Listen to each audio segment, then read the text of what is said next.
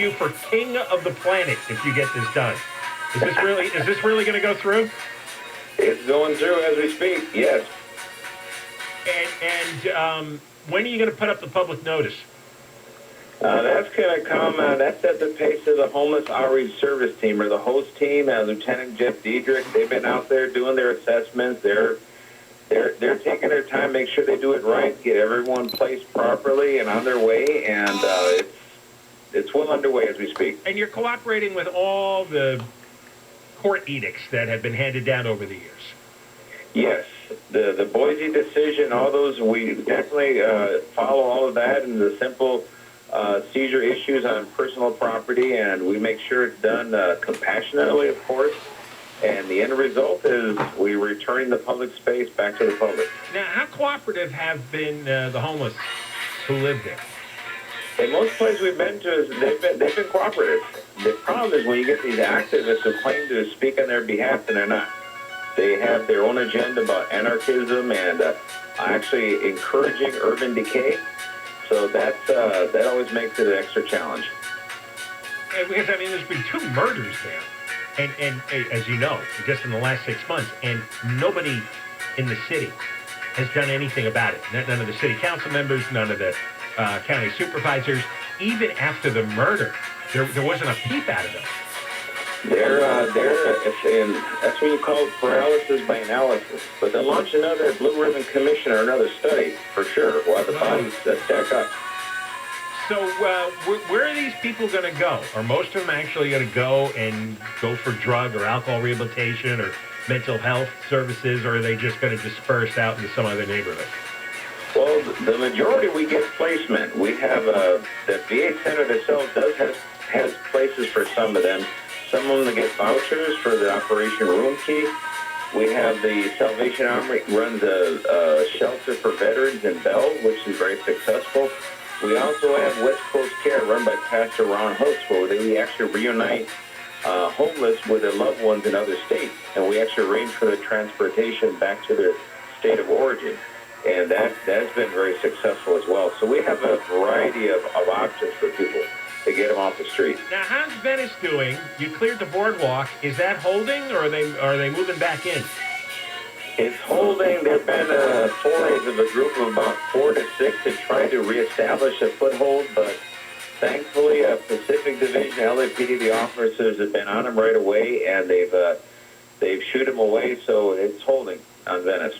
Yeah, some people are reporting that some of the homeless there are scattered into the neighborhoods and are causing problems there. Do you have any reports of that?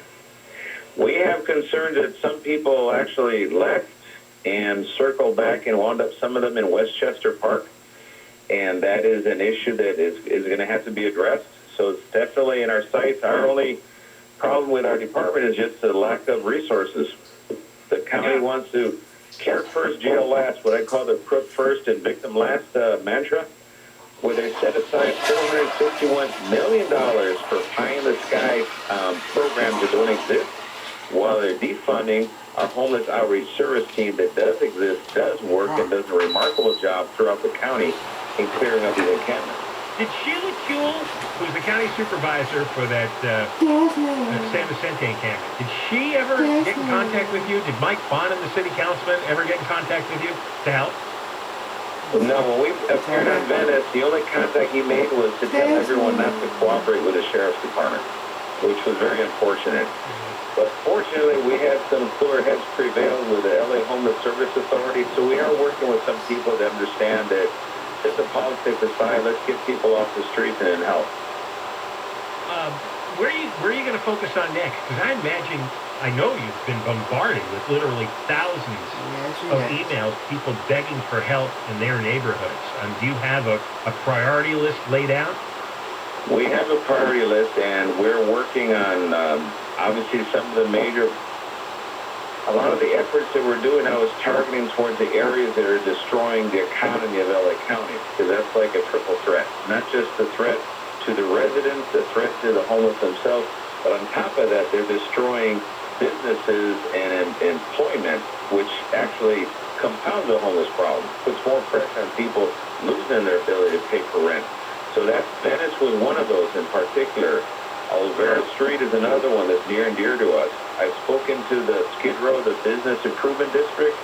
Those people are fit to be tied. They're so angry. So we're definitely focusing on where we can do the greatest amount of impact with the limited resources that the county is, I guess, throwing our way, the scraps, and that's our challenge. Before we let you go, you're also making news because LA County employees had to be fully vaccinated by October 1, but you announced last night that that's not going to be the case in your department. That is correct. That's not the case in the entire county. They, I think that Supervisor Hilda Solis shot from the hip first and never bothered consulting, going through the meet and confer process with the county unions. And that is ongoing, and I vaccinated myself. I fully support people getting vaccinated, but I'm not going to mandate something that has become so politicized where people are going to irrationally say, you know, I'm done with it, I'm just going to walk away.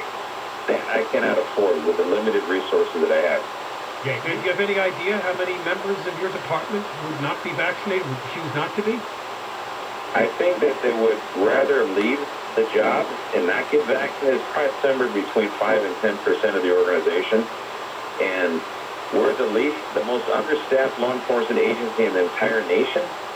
And less than one deputy per 1,000 residents. I can ill afford to lose anyone, not a single more deputy. All right, Sheriff, either way, very good to talk to you. Thanks for coming on. Yes, and thank you for getting as much as you have done so far to clean up San Vicente and Camp. You got it. All right. John said he saw gaps today. Some tents are gone. Yes. Some people have been removed. Oh, I'm sorry. They have been counseled. Chosen to take advantage of services. That's what's happened. They've been evicted. And if this continues, John promises to roll out the tongue bath desk. Oh, yeah. Sheriff, next time we have him on about it. Sheriff's going to get a tongue bath for me. But now we have our own personal monitor. John Cobell can update us as to how this is going and whether or not this lasts. I'm going to drive right there after work tonight. See if there's another gap. I'm going to count the gaps. I'm going to count the remaining tents. All right, more coming up. John and Ken Show, and Deborah's off. Mark Ronner at this. 4 people injured when a tree fell on them as they were working inside a Northern California wildfire have been released from the hospital. One's a CAL FIRE employee and 3 are with the California Conservation Corps. An Islamic State suicide bomber has struck a mosque packed with Shiite Muslim worshippers in northern Afghanistan, killing at least 46 people and wounding dozens. And President Biden won't block documents sought by a House committee's investigation into the January 6th insurrection at the U.S. Capitol, saying ex-President Trump's executive privilege claim isn't in the country's best interest. We'll tell you about some trouble on the 210 next. Many of our listeners have